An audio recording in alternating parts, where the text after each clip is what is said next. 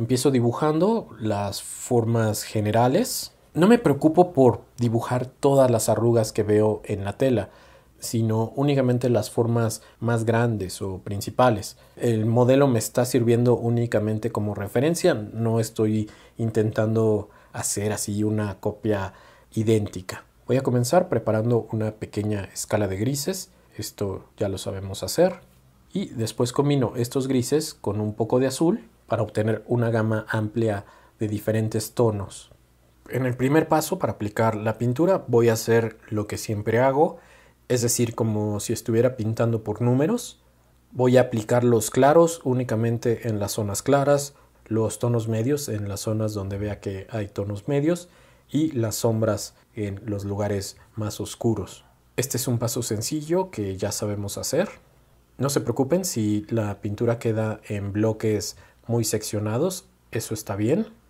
Para esta primera capa estoy diluyendo la pintura con una mezcla de 70% solvente y 30% liquid. El liquid me va a ayudar a que se acelere el tiempo de secado y que pueda superponer una capa más de pintura una vez que haya secado perfectamente este cuadro en un par de días máximo.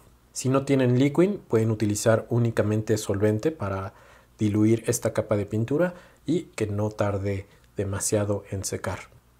Como siempre, estoy pintando con una capa delgada, suficiente pintura para que cubra la superficie, pero no demasiada para que no se vuelva esto un batidillo.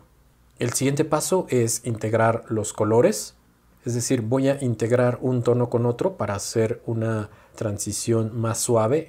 Para esto voy a utilizar un pincel suave, limpio y seco, y con el pincel voy a rozar suavemente la pintura. No es necesario aplicar mucha presión, sino que hay que hacerlo con suavidad. Si veo que mi pincel empieza a manchar el cuadro con pintura, necesito entonces limpiarlo. Van a ver ustedes que continuamente estoy retirando el exceso de pintura del pincel con un trapo. Después de este paso voy a recuperar algunas luces y algunas sombras. Es decir, cuando matizamos los tonos se integran y a veces perdemos un poquito de contraste. Pero muy fácilmente podemos volver a aplicar luces y sombras en nuestro cuadro. Y por supuesto al final podemos volver a integrar ligeramente. Okay. Por último voy a poner nada más un color plano en el fondo. Digamos, esta sería la primera capa. Como ven, las pinceladas todavía son un poco toscas, pero no se preocupen, es normal que no quede perfecta la primera capa. Vamos a dejar secar perfectamente esta primera capa antes de continuar. Por lo general el color que más tarda en secar es el blanco, entonces ahí es donde podemos confirmar si está seco el cuadro o no. Es muy sencillo, lo tocamos, si nos mancha sigue fresco.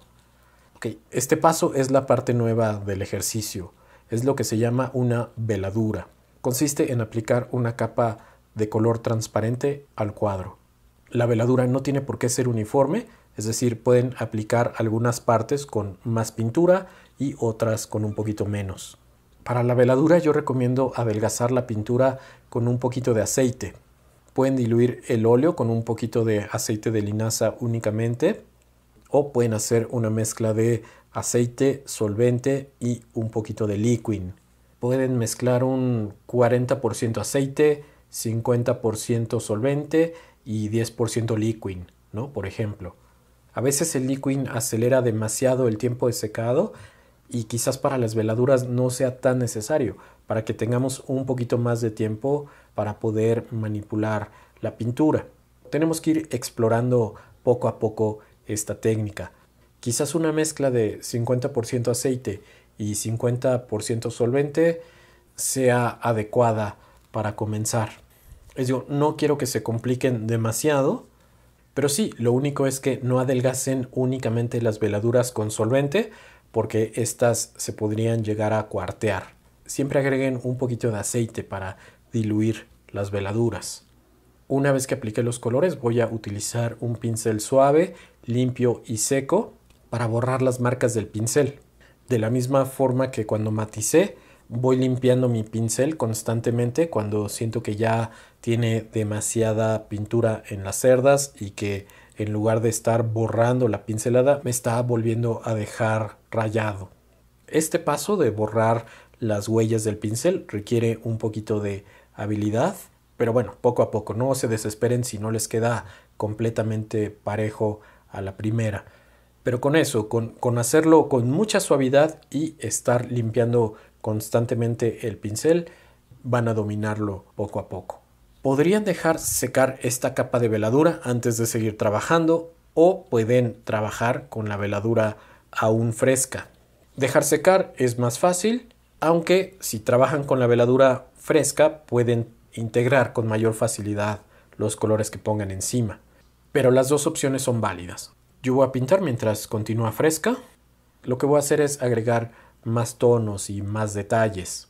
Aplico el color directamente y después nuevamente con un pincel suave, limpio y seco, integro ligeramente los bordes. Después puedo dejar secar y repetir los pasos hasta lograr el resultado que deseo. Lo importante a la hora de pintar telas es el volumen, es decir, que nuestras sombras sean lo suficientemente oscuras y nuestras luces lo suficientemente claras, pero también es importante que exista una transición suave entre luz y sombra. Es decir, que las zonas no queden como bloques separados, sino que se fundan suavemente unas con las otras. El óleo es un material ideal para lograr este tipo de efectos, pero sí requiere un poquito de práctica, entonces no se desesperen si no les queda a la primera. Yo les comparto algunos modelos que pueden utilizar para practicar. No es indispensable que copien así todas las arrugas a la perfección. Pueden pintar únicamente un fragmento o una sección de la imagen, o pueden ustedes elegir cualquier otro modelo de su preferencia.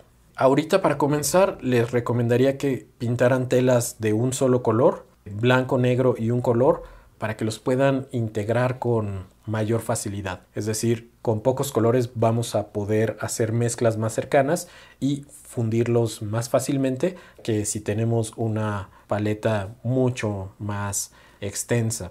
Les digo, es un ejercicio más para practicar el integrar un color con otro y para comenzar a explorar esta técnica de la veladura. De cualquier forma, ya saben, si tienen alguna duda, con gusto puedo ayudarles. Ok, eso sería todo por esta clase. Nos vemos la próxima semana.